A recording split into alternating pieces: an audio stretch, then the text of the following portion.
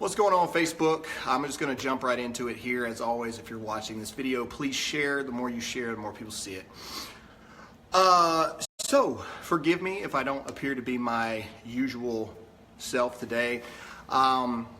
Most of you know that at 2:30 in Florida, another mass shooting tragedy has happened in our country.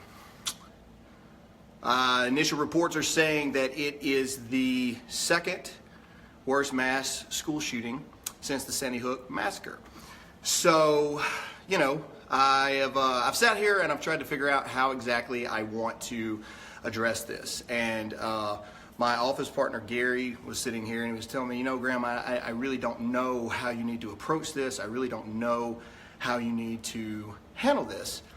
And so I sat here, and to be completely transparent with you, these are my notes. I sat there and I watched the presidential address to the union. I watched the news outlets. I've watched all of the above. I've watched other social media stars and their initial reactions. And so I have something that I want to say. I could stand here and I could talk about gun control. Lord knows most of the world is right now. I could stand here and say things like, we have a mental health issue within our country. I could stand here and I could say things like we've had guns in American homes for over 200 years, and it's really been the past 30 years, my generation, that has seen such a rise in gun-related violence. As a caveat to that, I could stand here and I could say that we don't have a gun issue in America. We have a societal problem. We live in a society where mental health is still viewed as this taboo subject, and people are so afraid to speak up and say things like, this person needs help. They are not okay. We have reports of the students basically saying they knew that this student was going to have this. We have a person who has committed a horrible, non-justifiable in any sense of the word act. And hear me when I say this, but this 19-year-old person came from a broken home. Both parents died, was adopted 3 months ago. The adopted parents died or passed away and was living in a home of another student, and they knew.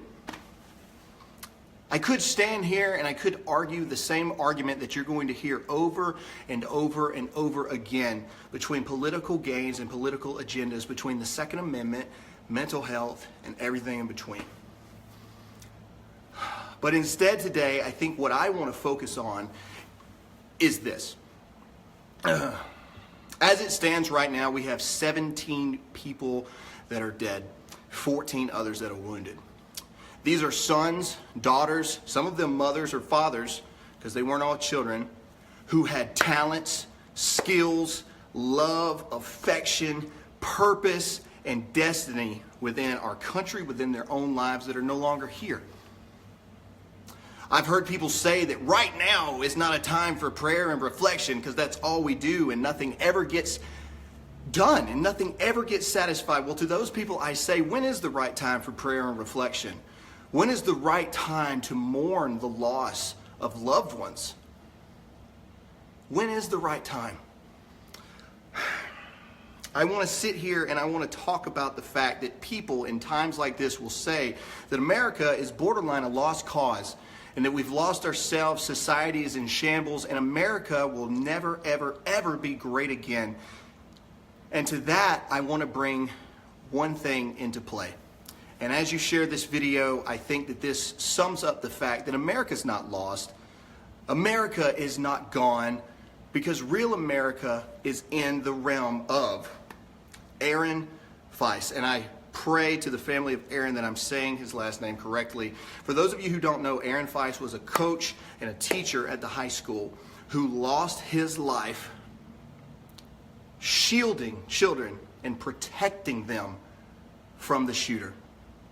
A true moment of selflessness and, in my opinion, righteousness of a man that would take it upon himself to shield from bullets those that he cared most about, which was children.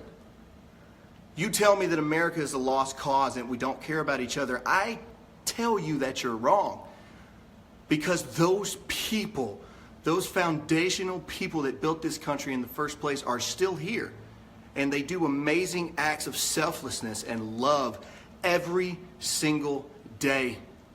And it's those people that are truly the best that our country has to offer, that in moments of turmoil, chaos, war, horrible tragedies, they stand up and show us in a brief glimpse what real love and what real companionship and what real citizenship to our fellow man really is.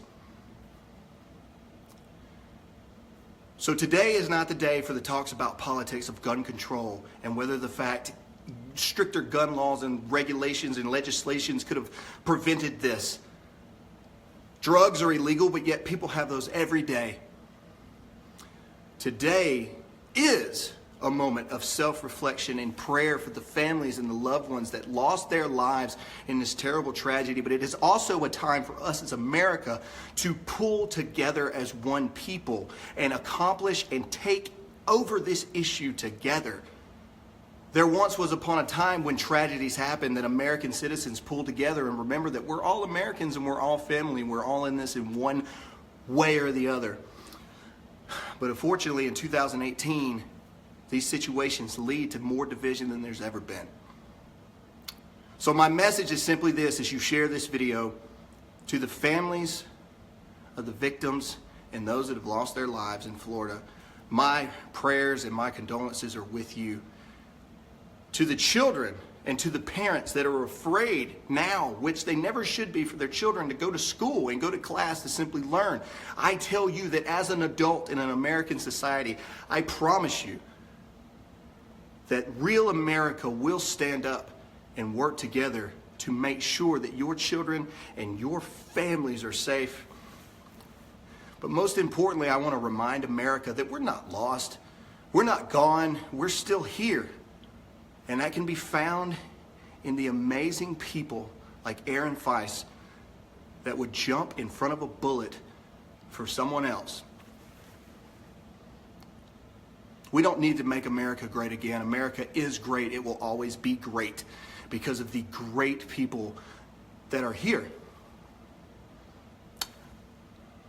God bless the families, God bless Florida, and God bless America.